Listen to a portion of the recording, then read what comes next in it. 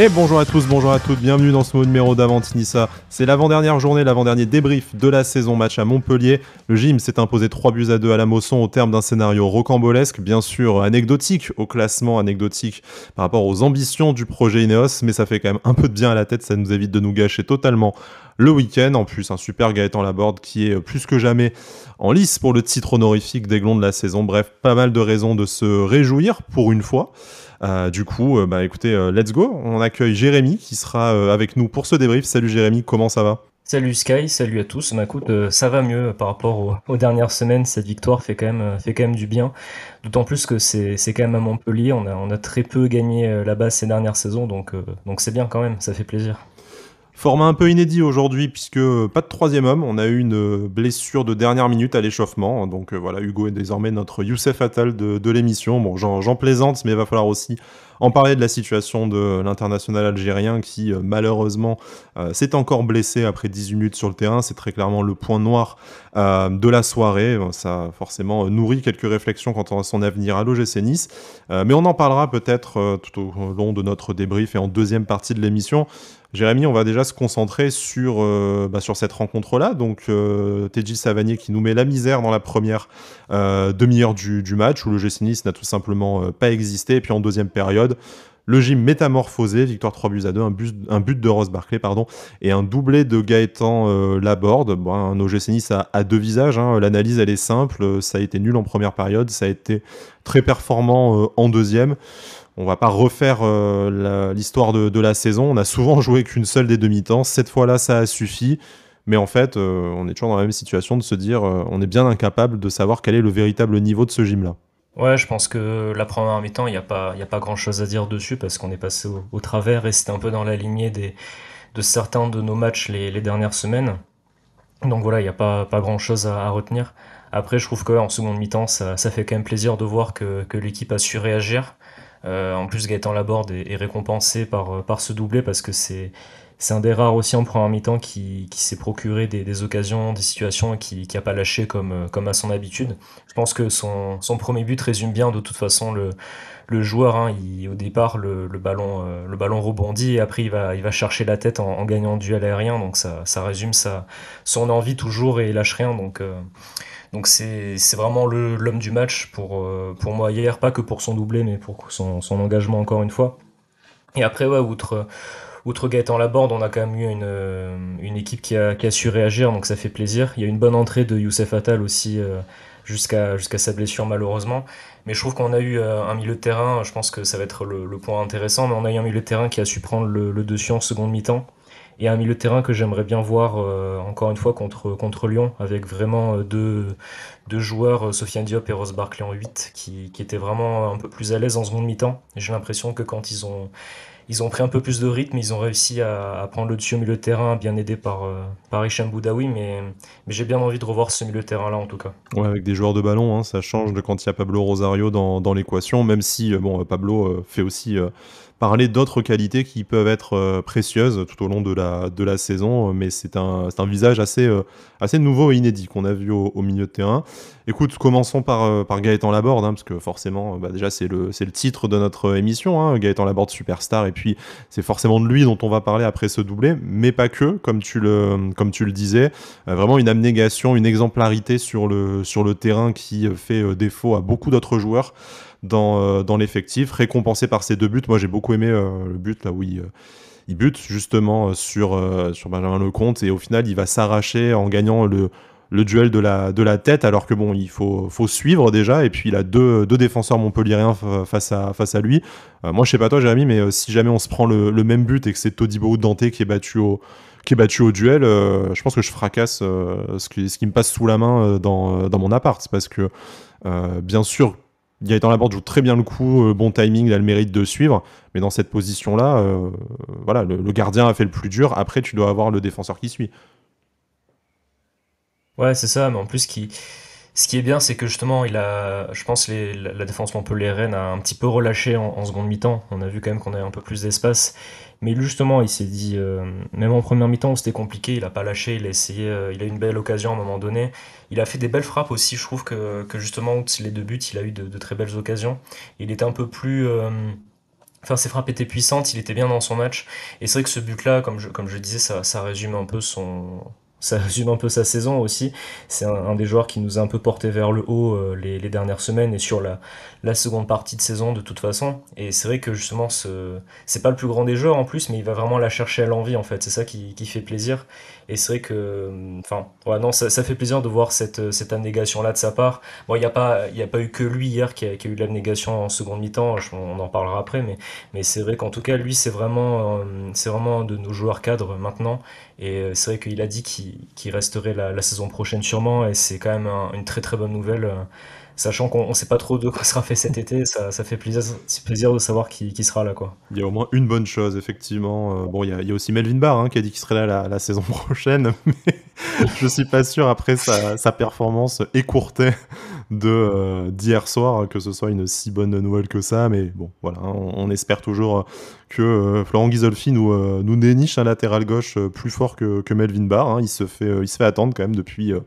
Ça va faire 6 ans et le départ de Dalbert, mais voilà, on aura l'occasion d'en parler forcément dans nos numéros mercato. Pour l'instant, c'est l'heure de débriefer toujours ce match face à Montpellier, cette victoire 3-2 des Aiglons, un doublé de Gaëtan Laborde qui, voilà, pour terminer sur lui, parce que je pense que on en a parlé toute la saison, on a tout dit, un début de saison où malheureusement avec les poteaux, il était quand même malchanceux. Mais malgré tout, on appréciait son exemplarité sur le terrain. Et encore une fois, voilà, cette mentalité qui nous est chère à l'OGC Nice.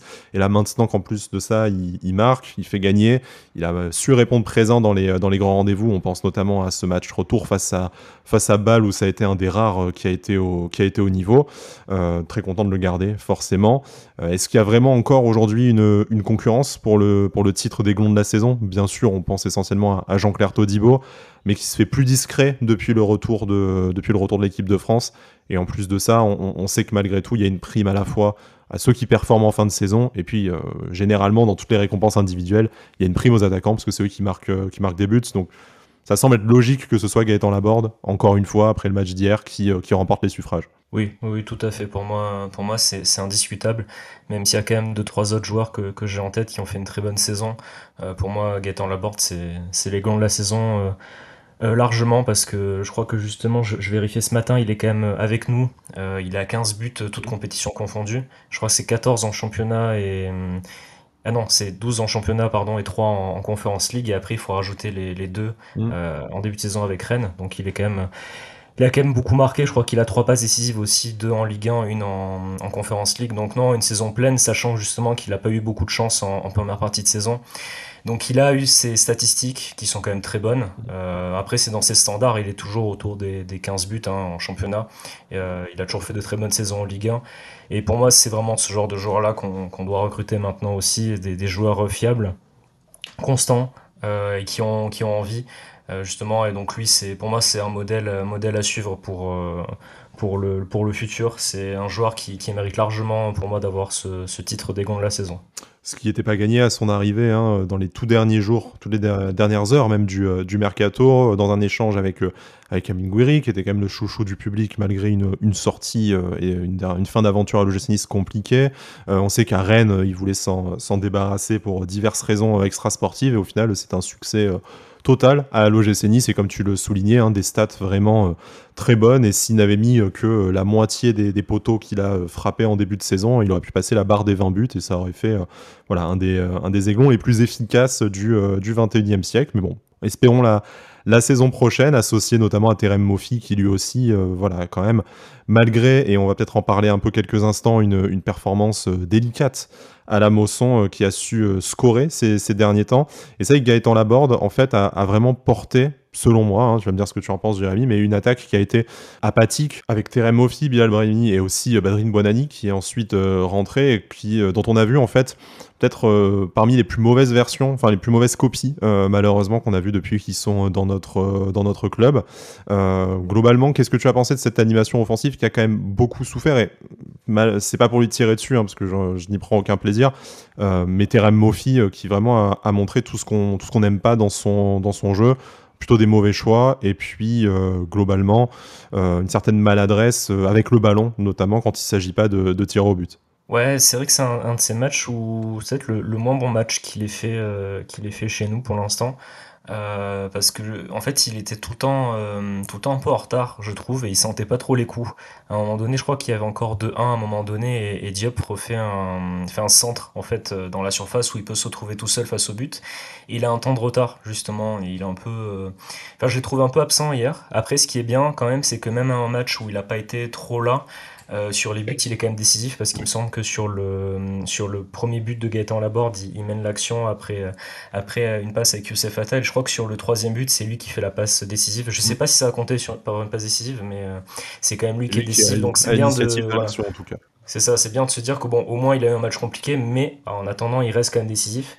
C'est dommage qu'il ait pas pu marquer le face-à-face en fin de match. Je pense que Ouais, ça aurait pu il y lui en a, garder sa heureusement qu'on gagne quand même confiance, parce mais qu'il bon. y en a qu'on a brûlé pour le même genre de face à face raté. Ouais, Bon, dans des circonstances ouais, mais bon, différentes forcément, lui, mais il ça a fait joué quand rager. même. Ouais, il a Lui, joué, il a hein, joué au moins. mais bon, Nicolas Moffi quand même un peu sur ce Ouais. coup-là. Écoute, je te propose de passer au milieu de terrain, parce que c'est le sujet que tu voulais évoquer, et en plus de ça, il y a Ross Barkley, hein, qui était titulaire et buteur. Un très beau but, hein, vraiment de classe internationale, hein, le mouvement collectif, puis il s'emmène le ballon, la frappe qui laisse le gardien montpelliérain, du coup, scotché.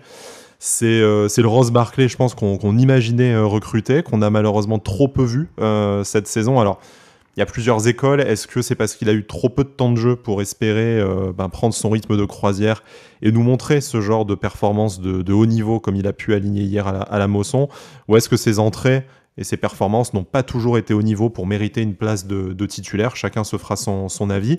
Mais en tout cas, je pense que aujourd'hui qu'on touche à la fin de la saison, que son contrat arrive à sa fin, pour moi, il y a une vraie perplexité de me dire je ne sais pas ce que je retiendrai du passage de Ross Barkley, parce que très clairement, il y a des performances comme il avait fait au mois de janvier et comme il a fait hier soir qui me donnent envie de me dire ça serait bien de l'avoir à l'OGC Nice l'année prochaine, une saison sans Europe où tu ne sais pas qui tu vas pouvoir recruter ou qui va partir éventuellement du club, mais à la fois on l'a trop peu vu par rapport à son statut, par rapport à son salaire supposé, en tout cas pour lui filer les clés du camion.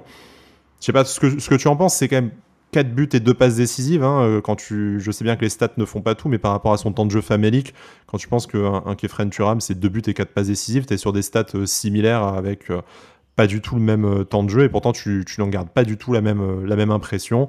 Donc, sans te demander nécessairement si tu reconduirais le bail de Ross Barkley, on est très content d'avoir vu sa performance hier soir, mais qu'est-ce qu'on va retenir de ce joueur dans son passage à l'OGC Nice? Je suis un petit peu perplexe comme toi. En fait, le souci, c'est on l'a trop peu vu.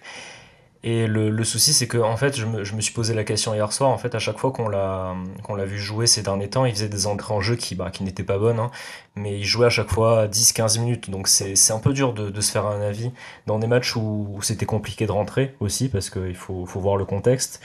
Et c'est peut-être pas forcément aussi un impact player, un joueur qui sort du banc comme ça et qui te sauve un match. Je le vois pas comme ça.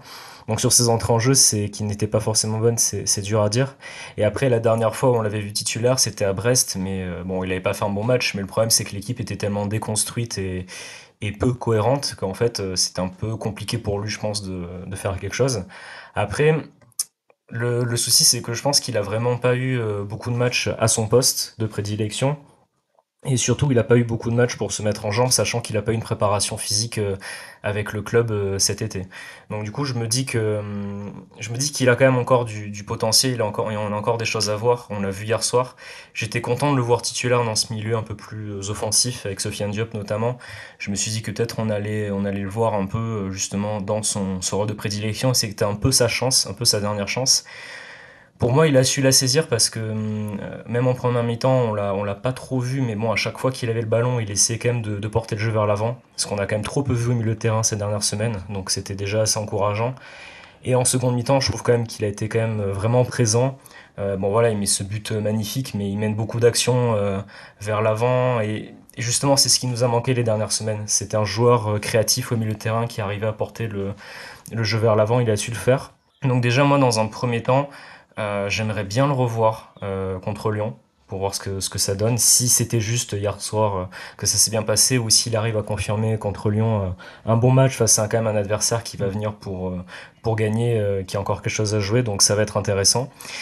Donc moi je reste comme un peu, je pense souvent, je reste un peu perplexe, mais je me dis que c'est un joueur qui peut encore nous apporter en fait. Honnêtement, vu beaucoup d'autres n'ont pas fait mieux que lui en fait, hein, honnêtement. Donc pourquoi pas essayer. En plus devant les buts, il est quand même, il a montré hier, hein, devant les buts, il tremble pas vraiment. Généralement, bon, il a pas eu énormément d'occasions cette année, mais à chaque fois qu'il en a eu, ben ça finit quasiment au fond à chaque fois, hein. 4 buts, même s'il y a une frappe exceptionnelle contre Rennes. Les deux face-à-face au match aller contre Montpellier, il les a bien négociés. Là, justement, ce but-là, il n'a pas paniqué, il a fait ce qu'il fallait, il a été très, très froid devant le but. Donc j'ai envie de voir un petit peu encore ce que ça donne avant d'avoir un avis définitif, mais pourquoi pas. Bon, moi très clairement, je suis tellement partagé que je me dis qu'il reste ou qu'il s'en aille, les deux me conviennent, parce que bon, il aura traversé cette saison un peu, je vais pas dire pas comme un fantôme, hein, mais bon, on l'a vu popper de temps en temps sur le terrain ou dans le 11 comme aujourd'hui. Ça s'est des fois bien passé, des fois moins bien. Bon, pas trop d'avis. Et puis, globalement, pas trop d'attache non plus à un joueur extrêmement discret. Bon, on se doute aussi que le changement de championnat de culture, c'est compliqué pour lui. Mais voilà, je pense on n'aura pas spécialement d'affect avec lui si jamais il ne restait qu'une saison du côté de l'OGC Nice. Tu voulais dire peut-être deux mots sur Sofiane Diop, Jérémy, pour terminer sur le milieu de terrain. Un match où il a été moins en vue que qu'en fin de rencontre la dernière fois, mais face à Toulouse, si je dis pas de bêtises. Mais toujours le même, et c'est dans la lignée de ce que tu disais il y a quelques instants, hein, c'est au moins un joueur qui n'est pas emmerdé avec le ballon et qui veut jouer de l'avant. Donc tout de suite, ça donne quelque chose d'un peu plus attrayant à regarder pour nous, supporters, devant notre télé. C'est déjà bien, mais pour le coup, lui, entre ses blessures et on sent un potentiel qui n'est pas vraiment encore pleinement accompli. Ça restera peut-être la frustration de la saison, Sofiane Diop. Ah ouais, complètement. Je pense que malheureusement, s'il n'y avait pas eu cette blessure contre Auxerre, cette entorse, je pense qu'on serait pas neuvième et je pense qu'on serait allé beaucoup plus loin en Coupe d'Europe.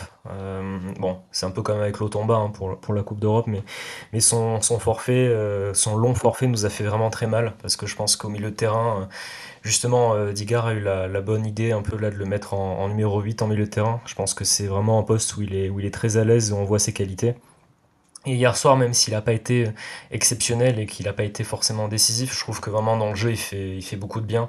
Donc on a vu une très bonne entrée la semaine dernière contre Toulouse où il a vraiment apporté du dynamisme. Il a été quand même élu aiglon du match alors qu'il a joué une demi-heure.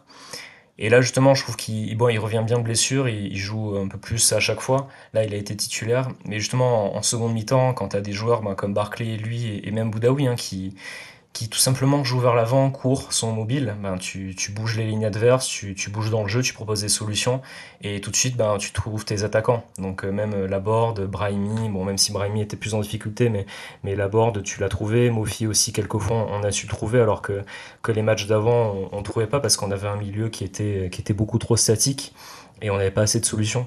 Donc c'est pour ça que là moi j'aimerais bien revoir un peu ce milieu de terrain, Barclay, Boudaoui, Diop, parce que justement c'est à la fois un milieu de terrain qui arrive à être créatif et à vraiment apporter du jeu vers l'avant. Et ça nous a trop manqué les dernières semaines. Donc justement, moi j'espère que Sofiane Diop va pouvoir être, comment dire, être exempté de blessures, surtout la saison prochaine, parce que je pense que comme pour Gaëtan Laborde qui sera un nonocal la saison prochaine, moi j'espère que Sofiane Diop en sera un aussi, parce que c'est vraiment, je pense, un de nos meilleurs joueurs techniquement, si ce n'est le meilleur. Donc j'espère vraiment qu'il va être exempté de blessure parce qu'il il peut vraiment nous apporter énormément. Et c'est vrai qu'il y a une grosse frustration du fait que de sa blessure là sur la fin de saison parce qu'il aurait vraiment pu nous apporter énormément. Et on imagine bien, si jamais Ross Barclay quittait l'OGC Nice, un milieu à 3 avec Aaron Ramsey, par exemple, à la place du Britannique, associé à Hicham Boudaoui et à Sofiane Diop. Je pense que sur le papier, c'est quand même plutôt sexy. En tout cas, ça donne envie de regarder du football. Après, voilà, il y a Je d'autres. préfère Rosario, moi, en 8, mais bon, après. Oui, bon, c'est toujours mieux que Pablo Rosario, effectivement, mais bon, le pauvre, on est en train de le bâcher, alors qu'en plus, son entrée n'est Il pas a fait une bonne entrée, ouais. particulièrement dégueulasse. En plus de ça, un poste qui n'était pas forcément le Ah sien. bah, en Et puis défense, bon, il est mieux, de toute façon. ouais, écoute, hein, c'est Pancho, hein, notre ami du club Pancho, qui vous dirait la même chose, qui milite pour ça. Mais bon, on verra également son avenir à lui dans les prochaines semaines. On parlait de la défense, hein, en parlant de Pablo Rosario, il y a forcément aussi peut-être ce changement de système, en plus du changement d'homme qui a fait que l'OGC Nice, en passant en défense à 3, s'est senti un peu mieux dans un match qui globalement au final a été dominé, hein, pour vous citer quelques stats, hein. Je sais bien que ça n'illustre pas tout, mais quand même ça traduit une certaine réalité.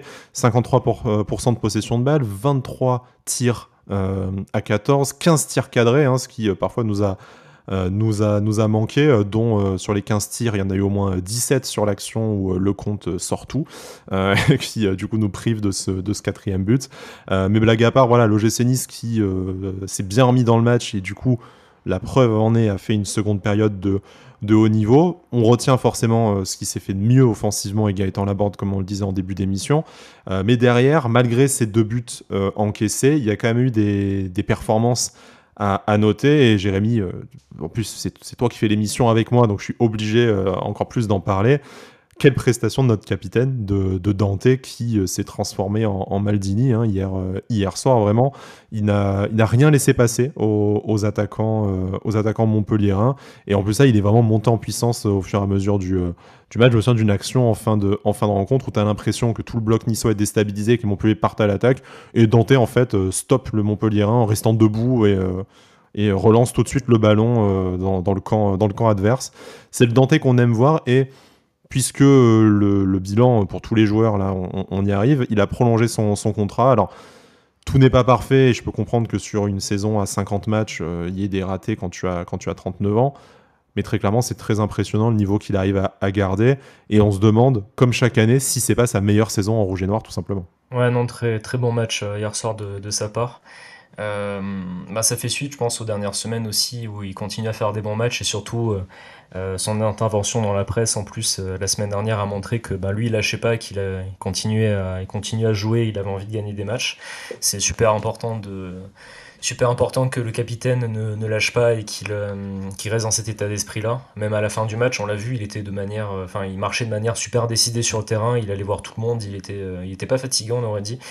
Donc non, très important hier soir et son match est vraiment très bon. Je sais pas si c'est sa meilleure saison, je pense que je mettrais quand même la saison dernière où je l'ai trouvé énorme avec Todibo toute la saison quasiment. Euh, Ils ont vraiment été tous les deux constants toute la saison et très très bons. Cette saison, il y a quelques matchs où ça a été un peu plus compliqué, mais je trouve qu'il est resté assez constant.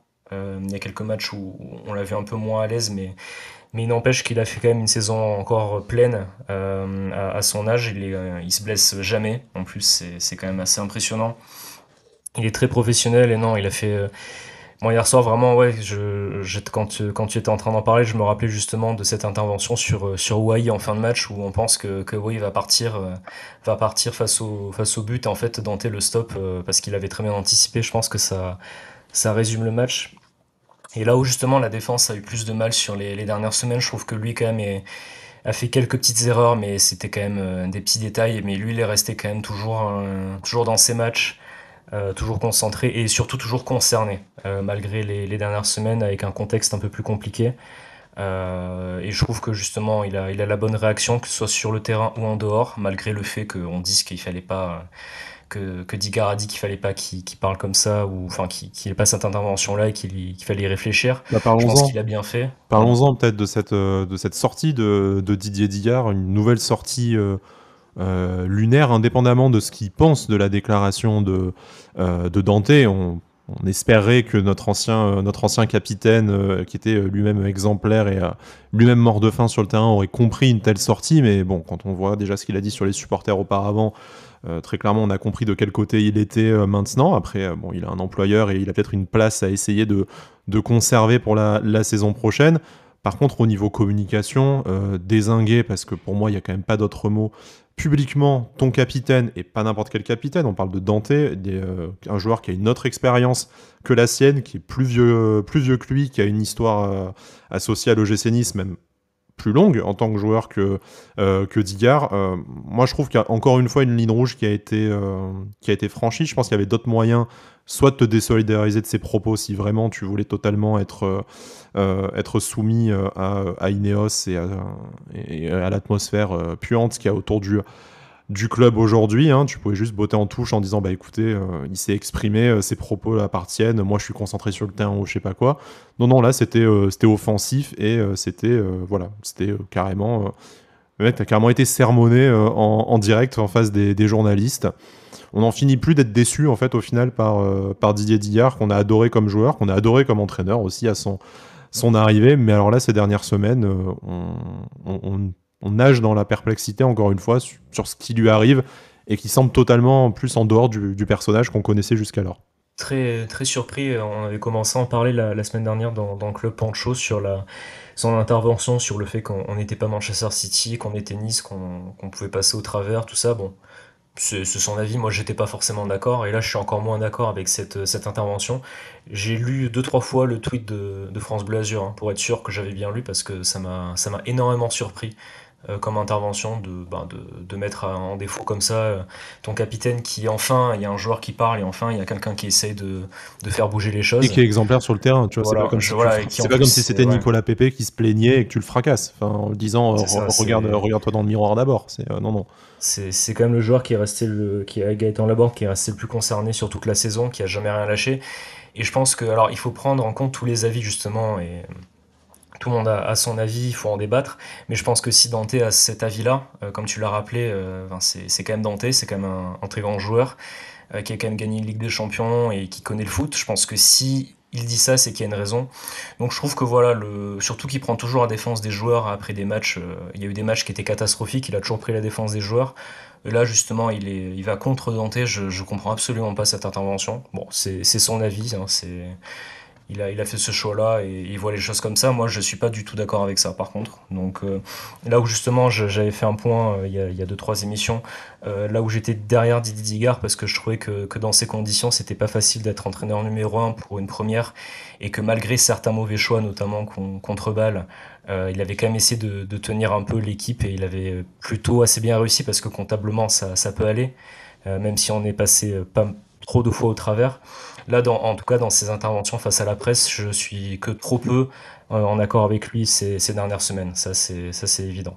Alors qu'il avait une vraie carte à jouer, en tout cas auprès des supporters, parce que bon, forcément, je pense que nos propriétaires sont assez contents de ce genre de sortie, mais en tout cas, vu, comme tu le disais, des résultats qui sont très corrects quand tu connais le contexte dans lequel il est arrivé, dans lequel il a pu évoluer sur cette deuxième partie de saison, il avait vraiment une carte à jouer pour prolonger son bail s'il n'y avait pas un meilleur candidat qui a accepté la place. Là, quand on fait preuve d'une telle ingratitude envers son capitaine, on a quand même du mal à se projeter la saison prochaine avec un Didier Digard sur le banc. En tout cas, moi, quand je vois son attitude ces dernières semaines, je trouve que ça efface même la réussite de ses résultats. Et je me dis, je suis pas sûr que ce soit une super bonne nouvelle si malheureusement on ne devait trouver aucun autre candidat pour prendre sa suite. Mais bon, c'est une décision qui ne nous appartient pas, heureusement, quelque part. Et on a hâte qu'elle soit rapidement décidée, puisque voilà, il serait temps qu'on se projette sur autre chose, même si, encore une fois, certains sont plus occupés par l'avenir de Manchester United que par celui de l'OGC Nice. Je te propose de conclure sur notre tour d'horizon de l'équipe. Après, bien entendu, on aura notre petit dossier perso à ouvrir. On va parler de la performance de Kasper Schmeichel. Alors, on profite que Alric nous ait laissé et soit parti en vacances pour baver un peu sur lui nécessairement. Alors, hier, les commentaires de Prime étaient très enthousiastes sur la performance de Kasper Schmeichel. Bon, nous, on était très modérément enthousiastes sur la performance des commentateurs de Prime, hein, quand même. C'était un supplice auditif. Mais passons cela.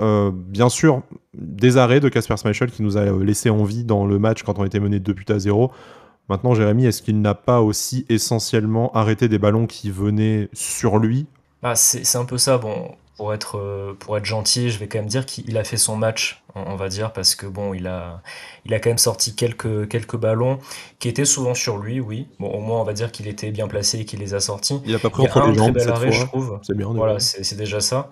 Mais il y a eu un très bel arrêt, je crois, en seconde mi-temps sur un face-à-face avec Wai, où au moins là, vraiment, je trouve qu'il fait vraiment un bel arrêt décisif. Et il me semble qu'il y avait encore 2-1 à ce moment-là. Donc il a quand même participé à ce succès et je trouve que bah, il a été là. Par contre, c'est vrai que des fois, enfin moi j'ai toujours cette impression-là et je sais pas si c'est vraiment qu'une impression ou enfin ou c'est moi, mais par exemple sur le but de Savani, la frappe. Alors la frappe est très très belle, mais pour moi il a encore une fois un temps de retard. J'ai toujours l'impression que sur ces phases-là, comme la frappe contre balle, enfin les deux buts qu'on prend contre balle, ce but-là, il a toujours un peu un temps de retard en fait. Il saute, mais quand c'est trop tard. J'ai cette impression-là. Il manque un peu, on dirait, vivacité à ce moment-là. Après, bon voilà, il a quand même fait un très bon jeu au pied comme d'habitude. Et après, il s'est bien repris. Et c'est vrai qu'en seconde mi-temps, quand même, il sort ces quelques ballons qui sont décisifs. Donc voilà, c'est toujours un peu. Bon, on sait que ce poste de gardien, cette année-là, c'est un peu étrange. On sait pas trop ce qui se passe. Donc, enfin, on Mais sait pas. Donc, c'est difficile de donner un avis. Mais bon, voilà, on va dire que là, il a fait un assez bon match de sa part. tu as raison de le souligner, c'est un solide 6 sur 10 si on doit mettre un chiffre, je pense, dessus hier. Et si il y avait eu cette performance-là à tous les matchs, au minimum à tous les matchs de la saison, je pense qu'on aurait un discours aussi totalement différent sur ce que Kasper Schmeichel a pu nous apporter. Voilà, c'était bien davantage pour souligner le décalage entre la hype dans les commentaires de Amazon Prime, alors que bon, il a déjà Kasper Schmeichel fait de meilleurs matchs sous nos couleurs, mais c'est vrai que pour le coup, il fallait quand même sortir ses ballons. Moi, à sa place, je me serais sûrement pris le ballon dans le bide et comme dans Olivier Tom, je serais rentré dans les filets avec. Hein, donc voilà. Mais bon, encore une fois, je trouve un petit décalage entre les commentaires et la perception que, en tout cas personnellement, j'ai eu de la rencontre de notre portier danois.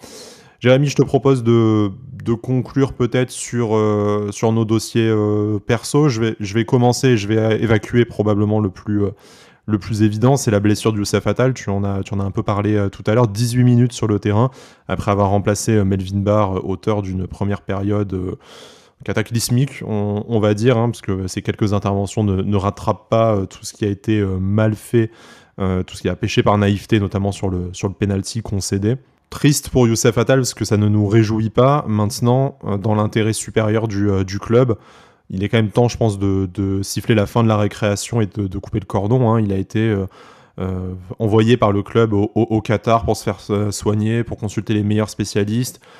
Il revient, il se blesse encore. Je veux dire, on ne peut pas compter sur lui. Et à part sa première saison, je crois qu'il n'a pas fait une saison à plus de 20 matchs sous notre maillot en championnat depuis qu'il est arrivé. Donc maintenant, je pense qu'il est temps pour l'OGC Nice de recruter à ce poste-là, ou en tout cas de laisser partir dans la mesure du possible Youssef Attal. Alors après, est-ce qu'on comptera sur la doublette Mendy-Lotomba, qui a quand même aussi une certaine tendance à se blesser, ou est-ce qu'on va recruter un véritable spécialiste, comme on devra le faire à gauche cet été, dans la mesure, encore une fois, de la possibilité d'attirer un nom suffisamment sexy sans Coupe d'Europe et en terminant à peine dans le top 10 du championnat. Voilà, c'est vraiment, on ne prend aucun plaisir à encore parler de Youssef Attal dans ces termes-là, parce que c'est un formidable joueur de foot et qui nous a fait rêver, mais là, je pense qu'on lui a donné plus que le temps nécessaire pour essayer de revenir au niveau et surtout d'enchaîner les matchs comme il a pu le faire quand il venait de débarquer au gym. Et là, voilà, je ne sais pas ce que tu en penses, Jérémy, mais on ne peut pas repartir, selon moi, avec Youssef Attal dans la peau d'un titulaire, ou en tout cas du numéro 1 à ce poste-là, encore une saison. Ça nous a mis, là encore, trop dans la difficulté cette saison. Ouais, tout à fait. Je vais pas changer mon discours par rapport à Youssef Attal, hein. C'est un joueur que j'aime beaucoup et encore une fois, j'étais super triste de voir qu'il se blessait, qu'il s'était blessé encore hier soir. Mais là, en plus, je trouve que ça empire. Il joue même pas tous les matchs dans leur intégralité. À chaque fois, il joue 1 heure, ou là, il a joué une mi-temps hier. Et bon, là, il fait deux, trois bouts de match et il se reblesse. Et non, non, c'est plus possible, malheureusement. Je pense que voilà, comme tu l'as dit, on lui a laissé le temps. Il a même fait justement cette rééducation-là. Donc on lui a laissé le temps, on a essayé de l'aider. Mais là, justement, on peut plus se permettre d'avoir un joueur à ce poste-là qui se blesse autant. C'est plus possible cette année, justement, ça nous a mis trop en difficulté, encore une fois.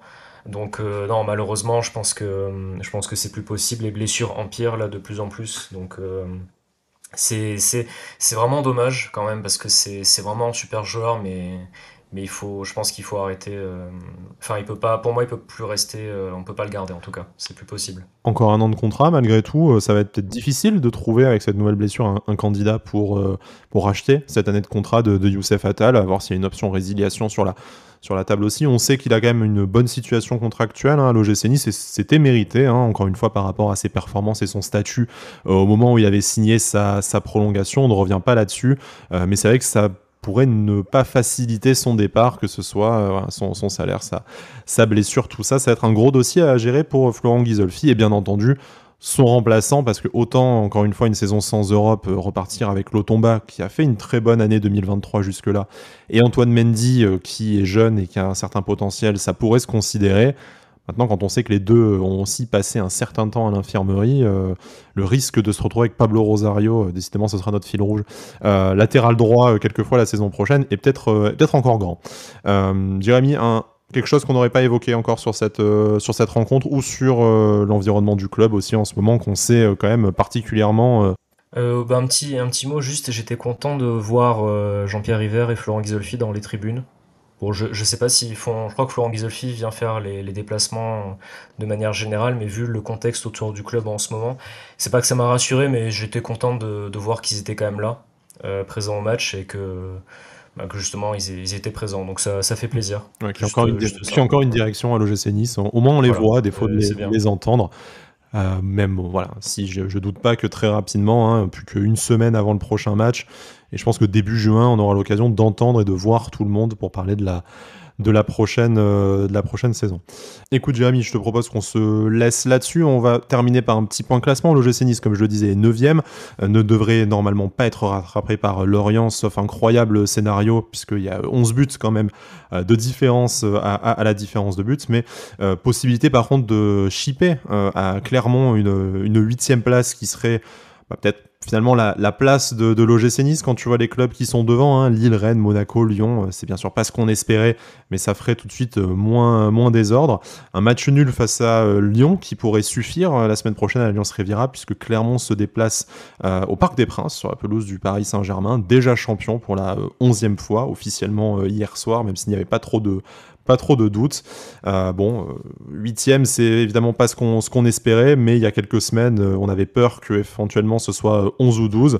Ça fait toujours 4-5 millions de plus dans les caisses, et puis de se dire que une mauvaise saison à l'OGC Nice, c'est quart de finaliste de Coupe d'Europe et 8e de Ligue 1.